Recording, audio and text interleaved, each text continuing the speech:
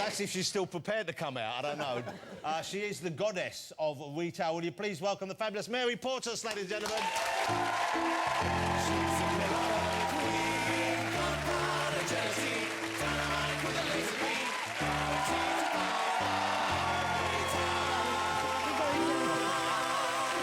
Here's Mary Portas. Ah, well, that was an exciting start, wasn't it? Yeah, that was. I will be very gentle. Good, I'm pleased to hear that. Hey, well, I'm a big fan of the show. I've been watching it. I came to it a bit late, but really, I've been loving it. I'm really looking forward to the next series. For those who might not have seen it so far, how do you explain what you do? It's kind of, you kind of give people a makeover, don't you? You kind of help their businesses out. Yeah, I go into failing businesses, small independent retailers, look at why they're losing money and try and give them a business plan, work with them for about 4 weeks and say, this is what I think your business should be, work with them, train them, look at the store, look at the market, look at whether there is a market for what they're doing. I guess you deliberately look for the show, at least you look for businesses that are doing things which are clearly wrong or you know you can improve. Would I be right?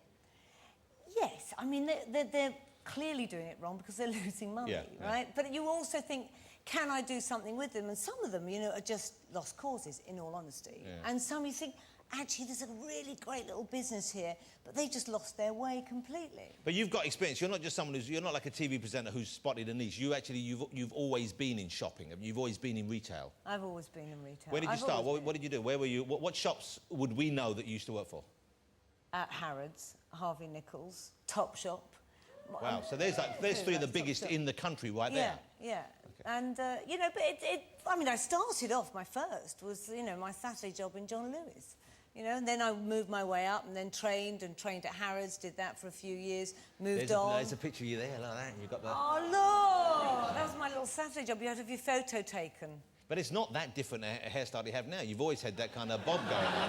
No, now it's got more of a style to it and a different... You're using a different L'Oreal altogether. But that was... You've always had it that way. I was getting there. I was getting there. Oh, is that you? No, is that you?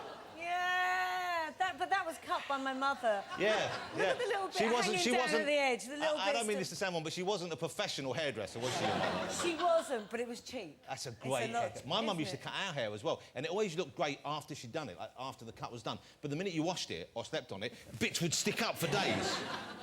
So Harvey Nicks, what did you do at Harvey Nicks? When you say you were at these places, you were what? You were designing the store? I was their marketing and creative director. So basically, I would work with their brand. Like, how do you make this store the place where people want to shop? Yeah. So that's everything, every touch point. You know, when we go shopping, well, you all know this, you love a bit of shopping, Jonathan, but when you go shopping, there's so many things that entice you. It's not just about the products, so the environment, the store, the windows, the packaging, the music. The smell? The smell. The smell, I like a nice smelling. That's why they have the perfume departments on the ground floor, isn't it? Because you walk in and you go, that smells nice, it smells like ladies, and you walk in. That's a new one on me. I like that. Look, that's the two nice. things... You get a man gets to my age, they either want food or to look at ladies. That's what you do. So you go, food hall, perfume. That's it, you're in. You get in the store. That's why they put them on the ground floor, isn't it? That's a good reason. I've never heard of that one before. You should study. You should study more. You should ask me. OK, here's the thing. I think it's episode 3 of the new series, which starts soon, the one with the woman with the little family-owned bakery. Right, and man, what a nightmare she is. I mean, we're going to show you a clip of this, but in a way, I would have thought it was probably quite good that you had someone who was so prickly with you, who was so anti your ideas. But why did she put herself up for the show if she wasn't going to listen to you? Did you ever get a chance? I genuinely thought I think she thought, I'm going to come in, I'm going to go, right, you need a nice bit of carpet, let's do a bit of paintwork. Yeah. But the whole business was so wrong. The food was so dated. So I went into the product first before I started on anything. And she just would not listen to a word. It was so stressful that I actually had to ring up a friend and give me energy, because I actually couldn't go in. Every day I used to go in and I think, I can't face this anymore. Everything that I did, she fought against. But let's have a look. This is Mary, Queen of Shops, with the baker from hell. Those kind of sad meringue things at the end. Well, I know she had pictures up of when the bakery first opened, 36 years ago. And she showed that the stuff in the display cabinet, they were still baking exactly the same cakes. And she was proud of that. And you can see why, in a way, there's a sense of tradition. But at the same time, the business wasn't working, but she wasn't prepared to make any changes. Yeah, but there's a sense of heritage in some businesses, but she was making the stuff that honestly just gave you a heart attack the minute you looked at it.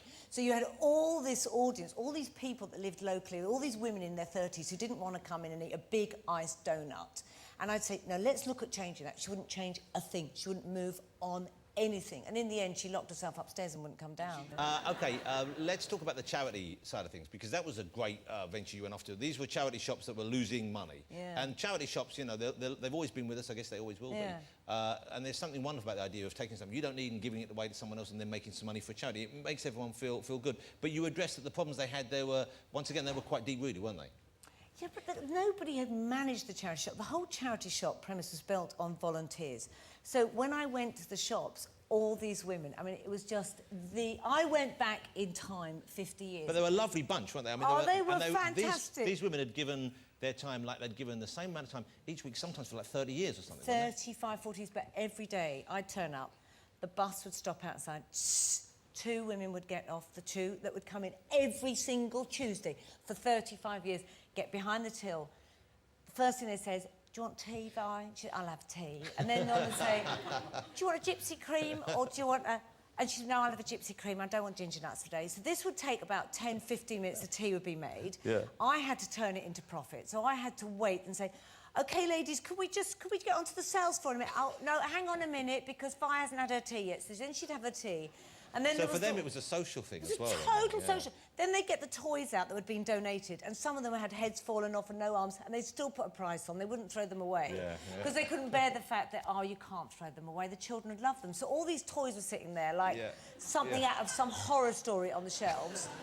Then they'd say, time up, and they'd go. And the bus would go again. So I never got anywhere done. They'd had a gypsy cream and they'd put a manked-up toy on display and gone, Once I started to say, this is what you can make, they came on board, and it was just brilliant. Well, you really changed, and there were so many clever ideas. And I know you're opening another charity shop somewhere here in London. Yeah, I'm opening one in Westbourne Grove because that one was so successful. We opened another one in Edinburgh, and I'm opening one called Mary's Living and Giving Shop. Living and Giving. On Westbourne Grove, and Jonathan, hand them over, babe. Hand over the gear. Mary said, when we asked Mary to come, she said, if you've got anything, you can come in and give the store. And I just had a big clear out, and I've been giving stuff away, and I try and get my kids to wear somewhere, and they pretend they do, but they never, they take it to the charity shop themselves. But I found some trousers, which I think, because I've had a lot of designer clothes over the year, and as you know, I buy stuff which is wildly inappropriate for a man of my age and build.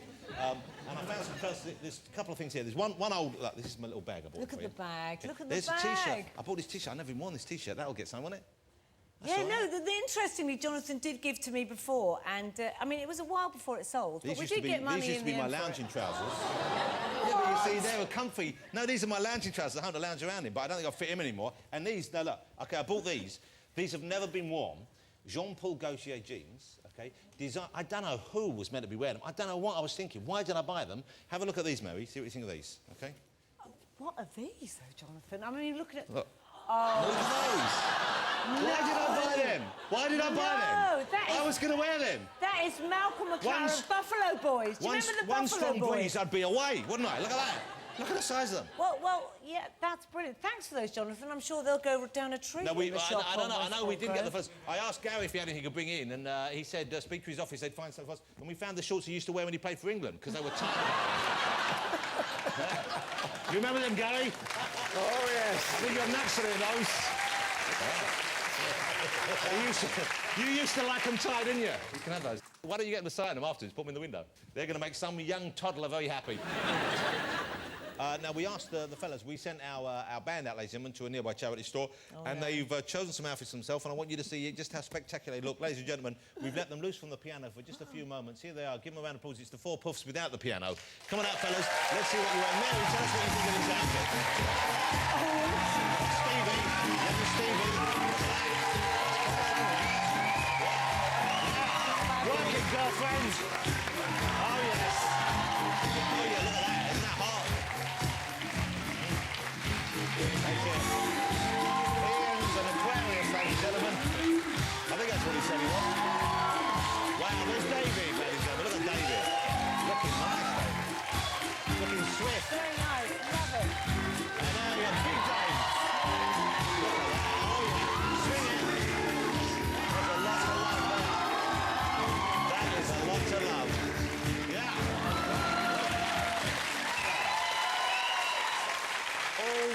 purchases. If you tuned in, that wasn't gorillas, ladies and gentlemen. They're on later.